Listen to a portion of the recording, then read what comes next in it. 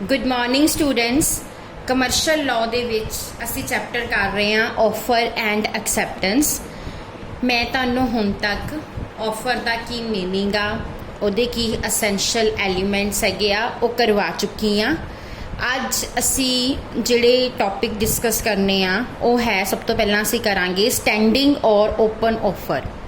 ਹੁਣ students, standing ਔਰ open offer ਕੀ ਹੁੰਦੀ ਆ?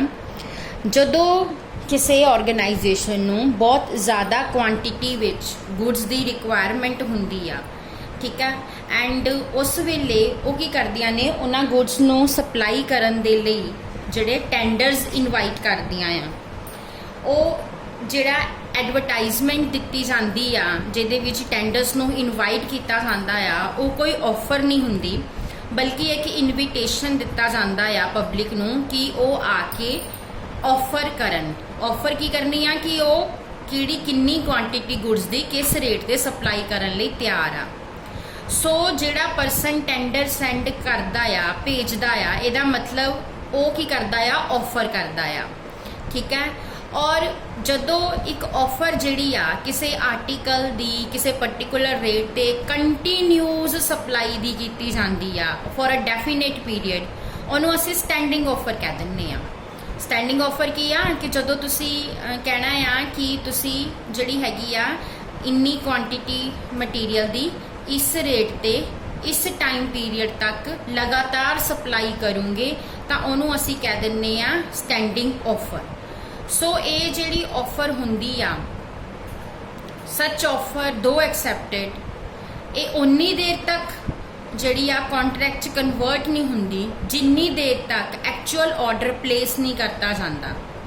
ਜਿਹੜਾ ਆਫਰਰ ਆ ਉਹ ਆਪਣੀ ਆਫਰ ਨੂੰ ਆਰਡਰ ਪਲੇਸ ਹੋਣ ਤੋਂ ਪਹਿਲਾਂ ਕਿਸੇ ਵੀ ਟਾਈਮ ਤੇ ਵਿਡਰਾਅ ਕਰ ਸਕਦਾ ਆ। ਸੋ ਇਸ ਕੇਸ ਦੇ ਵਿੱਚ ਆਰਡਰ ਪਲੇਸ ਕਰਨਾ ਹੀ ਆਫਰ ਦੀ ਐਕਸੈਪਟੈਂਸ ਆ। ਜਿਸ ਤਰ੍ਹਾਂ ਇਹਨਾਂ ਨੇ ਐਗਜ਼ਾਮਪਲ ਦਿੱਤੀ ਆ ਕਿ ਮੰਨ ਲਓ ਇਹ ਜਿਹੜਾ ਆ ਉਹ ਬੀ ਨੂੰ ਆਫਰ ਦੇ ਰਿਹਾ ਆ ਕਿ ਉਹ ਕੋਲ ਜਿਹੜਾ ਹੈਗਾ ਆ ਉਹ ਇੱਕ ਪਾਰਟਿਕੂਲਰ ਰੇਟ ਤੇ 2 ਸਾਲ ਸਪਲਾਈ ਕਰੇਗਾ, ਔਰ ਬੀ ਨੇ ਟੈਂਡਰ ਐਕਸੈਪਟ ਕਰ ਲਿਆ। ਬਟ ਟੈਂਡਰ ਐਕਸੈਪਟ ਕਰਨ ਦਾ ਮਤਲਬ ਇਹ ਨਹੀਂ ਆ ਕਿ ਆਫਰ ਐਕਸੈਪਟ ਹੋ ਗਈ। ਇਸ ਕੇਸ ਦੇ ਵਿੱਚ ਜਿਹੜਾ ਹੈਗਾ ਆ, ਜਿੰਨੀ ਦੇਰ ਤੱਕ ਬੀ ਆਰਡਰ ਨਹੀਂ ਪਲੇਸ ਕਰਦਾ ਕੋਲ ਦੇ ਲਈ, ਠੀਕ ਆ, ਉਨੀ ਦੇਰ ਤੱਕ ਉਹ ਆਫਰ ਜਿਹੜੀ ਆ ਐਕਸੈਪਟ ਨਹੀਂ ਹੋਣੀ। B is not bound to place an order for all calls which he requires, and nor A is bound to keep that offer alive during a course of 2 years unless there is a extra consideration. So ਨਾ ਤਾਂ B ਲਈ ਇਹ ਜ਼ਰੂਰੀ ਆ ਕਿ ਉਹ ਜਿੰਨਾ ਵੀ ਕੋਲ ਉਹਨੂੰ ਚਾਹੀਦਾ ਉਹ A ਦੇ ਕੋਲੋਂ ਹੀ ਲਵੇ, ਨਾ ਹੀ A ਲਈ ਜ਼ਰੂਰੀ ਆ ਕਿ ਉਹ 2 ਸਾਲ ਉਸ ਆਫਰ ਨੂੰ ਰੱਖੇ, ਯਾਨੀ 2 ਸਾਲ ਉਹਨੂੰ ਪ੍ਰੋਵਾਈਡ ਕਰੇ, ਠੀਕ ਹੈ। ਸੋ ਇਹਨੂੰ ਅਸੀਂ ਕੀ ਕਹਿ ਦਿੰਦੇ ਆ, ਸਟੈਂਡਿੰਗ ਔਰ ਓਪਨ ਆਫਰ। ਕਿਹੜੀ ਆਫਰ? ਜਿਹੜੀ ਇੱਕ ਪਾਰਟਿਕੂਲਰ ਟਾਈਮ ਪੀਰੀਅਡ ਦੇ ਲਈ ਕੀਤੀ ਜਾਂਦੀ ਆ, ਕੰਟੀਨਿਊਸ ਸਪਲਾਈ ਲਈ, ਉਹਨੂੰ ਅਸੀਂ ਸਟੈਂਡਿੰਗ ਔਰ ਓਪਨ ਆਫਰ ਕਹਿ ਦਿੰਦੇ ਆ। ਇਸ ਤੋਂ ਬਾਅਦ ਨੈਕਸਟ ਹੈ ਕਾਊਂਟਰ ਆਫਰ। ਨੈਕਸਟ ਟੌਪਿਕ ਜਿਹੜਾ ਹੈ ਉਹ ਹੈ ਕਾਊਂਟਰ ਆਫਰ। ਵੈਸੇ ਤਾਂ ਮੈਂ ਤੁਹਾਨੂੰ ਕੱਲ ਦੇ ਲੈਕਚਰ ਦੇ ਵਿੱਚ ਦੱਸਿਆ ਵੀ ਸੀ ਕਾਊਂਟਰ ਆਫਰ ਕੀ ਹੁੰਦੀ ਆ। ਕਾਊਂਟਰ ਆਫਰ ਕੀ ਹੁੰਦੀ ਆ ਕਿ ਜਦੋਂ ਕੋਈ ਇੱਕ ਪਰਸਨ ਆਫਰ ਕਰਦਾ ਆ ਬਟ ਦੂਸਰਾ ਪਰਸਨ ਉਹਦੀ ਆਫਰ ਨੂੰ ਰਿਜੈਕਟ ਕਰਕੇ ਅੱਗਿਓਂ ਇੱਕ ਨਵੀਂ ਆਫਰ ਕਰ ਦਿੰਦਾ ਆ, ਤੇ ਉਸ ਆਫਰ ਨੂੰ ਕਾਊਂਟਰ ਆਫਰ ਕਿਹਾ ਜਾਂਦਾ ਆ। ਜਦੋਂ ਕਾਊਂਟਰ ਆਫਰ ਕੀਤੀ ਜਾਂਦੀ ਆ ਤਾਂ ਉਹਦੇ ਨਾਲ ਓਰੀਜਨਲ ਆਫਰ ਜਿਹੜੀ ਹੈਗੀ ਆ ਉਹ ਲੈਪਸ ਹੋ ਜਾਂਦੀ ਆ, ਠੀਕ ਆ। ਔਰ ਇੱਕ ਪਰਸਨ ਜਿਹੜਾ ਕਿ ਕਾਊਂਟਰ ਆਫਰ ਕਰ ਰਿਹਾ ਆ ਉਹ ਬਾਅਦ ਵਿੱਚ ਆਪਣਾ ਮਾਈਂਡ ਚੇਂਜ ਵੀ ਕਰ ਸਕਦਾ ਆ, ਔਰ ਉਹ ਓਰੀਜਨਲ ਆਫਰ ਨੂੰ ਜੇ ਐਕਸੈਪਟ ਕਰਨਾ ਚਾਹੁੰਦਾ ਆ ਤਾਂ ਉਸ ਓਰੀਜਨਲ ਆਫਰ ਨੂੰ ਐਕਸੈਪਟ ਨਹੀਂ ਕਰ ਸਕਦਾ, ਕਿਉਂਕਿ ਜਿੱਦਾਂ ਹੀ ਉਹਨੇ ਕਾਊਂਟਰ ਆਫਰ ਕੀਤੀ ਸੀ ਉਦਾਂ ਹੀ ਓਰੀਜਨਲ ਆਫਰ ਜਿਹੜੀ ਆ ਉਹ ਖਤਮ ਹੋ ਚੁੱਕੀ ਸੀ। ਸੋ ਹੁਣ ਉਸ ਓਰੀਜਨਲ ਆਫਰ ਨੂੰ ਐਕਸੈਪਟ ਨਹੀਂ ਕਰ ਸਕਦਾ। ਸੋ ਕਾਊਂਟਰ ਆਫਰ ਕੀ ਆ ਕਿ ਜਦੋਂ ਕੋਈ ਆਫਰ ਕੀਤੀ ਜਾਂਦੀ ਆ ਤਾਂ ਐਕਸੈਪਟਰ ਉਸ ਆਫਰ ਨੂੰ ਐਕਸੈਪਟ ਕਰਨ ਦੀ ਬਜਾਏ ਕੋਈ ਹੋਰ ਨਵੀਂ ਆਫਰ ਦੇ ਦਿੰਦਾ ਆ, ਤਾਂ ਉਹਨੂੰ ਅਸੀਂ ਕਾਊਂਟਰ ਆਫਰ ਕਹਿ ਦਿੰਦੇ ਆ। ਜਿਸ ਤਰ੍ਹਾਂ ਕਿ ਮੰਨ ਲਓ ਤੁਸੀਂ A ਜਿਹੜਾ ਹੈਗਾ ਆ ਕਿ B ਨੂੰ ਪ੍ਰੋਮਿਸ ਆਫਰ ਕਰ ਰਿਹਾ ਆ ਕਿ A B ਨੂੰ ਆਪਣਾ ਮੋਬਾਈਲ ਜਿਹੜਾ 10,000 'ਚ ਸੇਲ ਕਰਨਾ ਚਾਹੁੰਦਾ ਆ, ਬਟ B ਅੱਗਿਓਂ ਉਹਨੂੰ ਕਹਿ ਰਿਹਾ ਕਿ ਨਹੀਂ, ਮੈਂ ਤੇਰਾ ਮੋਬਾਈਲ 8,000 'ਚ ਹੀ ਖਰੀਦਣਾ ਆ। ਸੋ ਉਹਨੇ ਉਹਦੀ 10,000 ਵਾਲੀ ਆਫਰ ਨੂੰ ਰਿਜੈਕਟ ਕਰ ਦਿੱਤਾ, ਔਰ ਅੱਗਿਓਂ ਜਿਹੜੀ 8,000 ਵਾਲੀ ਆਫਰ ਕੀਤੀ ਆ, ਇਹਦਾ ਮਤਲਬ ਕੀ ਆ ਕਿ ਉਹਨੇ ਹੁਣ ਕਾਊਂਟਰ ਆਫਰ ਕੀਤੀ ਆ। ਇਹਦੇ ਵਿੱਚ ਇੱਕ ਕੇਸ ਵੀ ਹੈਗਾ ਆ ਜਿਹਨੂੰ ਅਸੀਂ ਡਿਸਕਸ ਕਰ ਲੈਂਦੇ ਆ। A offered to sell a farm for 1000 pounds। A ने ऑफर की कि वो अपना फार्म जड़ा 1000 पाउंड सेल करना चाहता है, but X said he would give 950 pound. But X ने क्यों काउंटर ऑफर करती कि नहीं वो 950 पाउंड देगा। A रिफ्यूज, A ने हुण ओहदी उस ऑफर नूं रिफ्यूज कर दिता। Now X then said he would give A 1000 pound. हुण वो कह रहा कि नहीं कोई गल नहीं, एक्स कहता चलो ठीक है मैं 1000 pound he they Danga. But हुण ये जिहड़ा आ वो डिकलाइन कर रहा आ कि वो अपनी उस ऑफर नूं जिहड़ा आ नहीं मनदा, क्योंकि जिद्दां ही एक्स ने काउंटर ऑफर की सी नाल ही ए दी जिहड़ी ओरिजिनल ऑफर सीगी वो की हो गई सी, लैप्स हो गई सी। हुण नैक्सट पॉइंट है communication of the special conditions.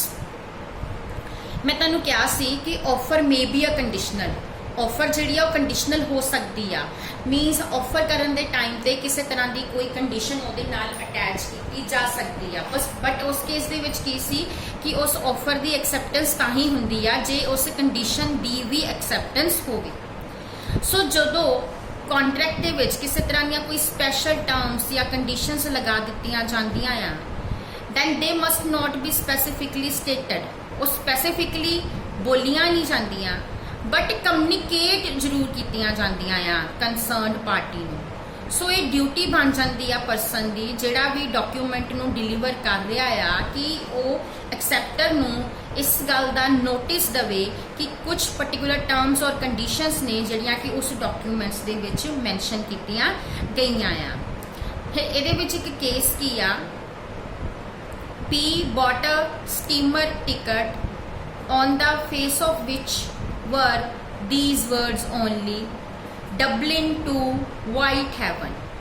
P ने जिहड़ा हैगा आ स्टीमर दी टिकट खरीदी जिहदे फेस ते की लिखिया सी टिकट दे कि ये टिकट जिहड़ी आ डबलिन टू वाइटहैवन दी आ। On the back were printed certain conditions, और ओहदी बैक ते कुछ कंडीशनस लिखियां गईयां सी, one of which excluded the liability of company for a loss, injury or delay to the passenger or his luggage। और वो जो कंडीशनस पिछे लिखिया गई सी उहदे विच एक कंडीशन की सी कि अगर पैसेंजर नूं किसी तरह का कोई लॉस हो जाता है, कोई इंजरी हो जाती है, ठीक है, उहदे लगेज नूं कोई लॉस हो जाता है तो कंपनी उहदे लई लाइबल नहीं आ। P had not seen the back of the ticket। P ने इस टिकट की बैक नहीं देखी, and nor was there any indicated on the face, ना ही फेस ते किते लिखिया सीगा बी सी on see for the back about the condition on the back. So P's luggage was lost, P का जिहड़ा समान गुम हो गया ऑन द वे कंपनी की नैगलीजेंस के करके। हुण इत्थे की आ कि पी जिहड़ा हैगा आ वो ईवन दैन कंपनी कोलों लॉस रिकवर कर सकता आ, क्योंकि जिहड़ी कंडीशन कंपनी ने लगाई सीगी वो कंडीशन कंपनी ने प्रॉपरली कम्युनिकेट नहीं की, ठीक है। इस करके ये मन्निया जाऊगा कि वो कंडीशन कम्युनिकेट नहीं हुई, इसलिए वो कंडीशन जिहड़ी हैगी एक्सैप्टेड भी नहीं हुई।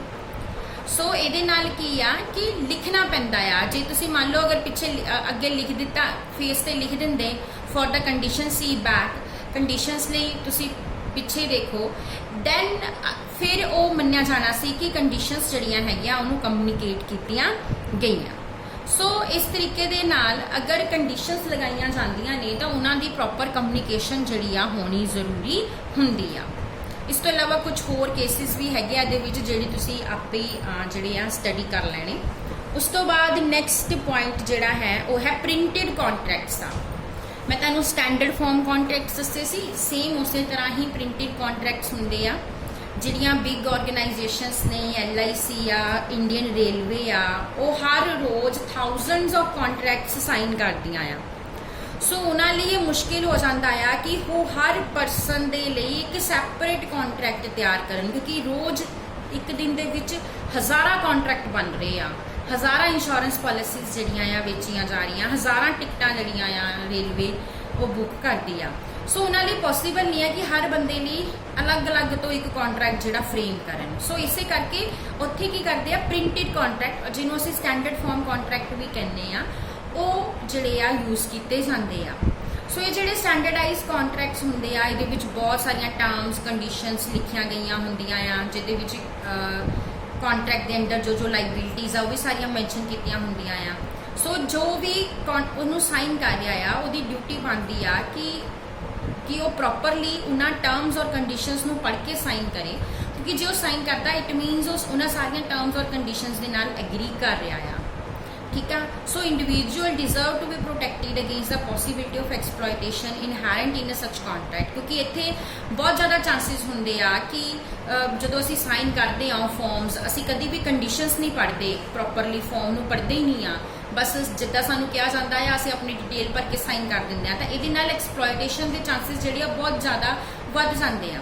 ਸੋ ਇਸ ਲਈ ਜ਼ਰੂਰੀ ਆ ਕਿ ਜਦੋਂ ਵੀ ਤੁਸੀਂ ਇਹੋ ਜਿਹਾ ਕੋਈ ਵੀ ਫਾਰਮ ਫਿਲ ਕਰੋ, ਚਾਹੇ ਉਹ ਇੰਸ਼ੋਰੈਂਸ ਦਾ ਆ ਜਾਂ ਕੋਈ ਹੋਰ ਆ, ਤਾਂ ਤੁਸੀਂ ਪ੍ਰੋਪਰਲੀ ਸਾਰੀਆਂ ਟਰਮਸ ਔਰ ਕੰਡੀਸ਼ਨਸ ਨੂੰ ਪੜ੍ਹ ਕੇ ਫਿਰ ਸਾਈਨ ਕਰੋ। ਠੀਕ ਆ।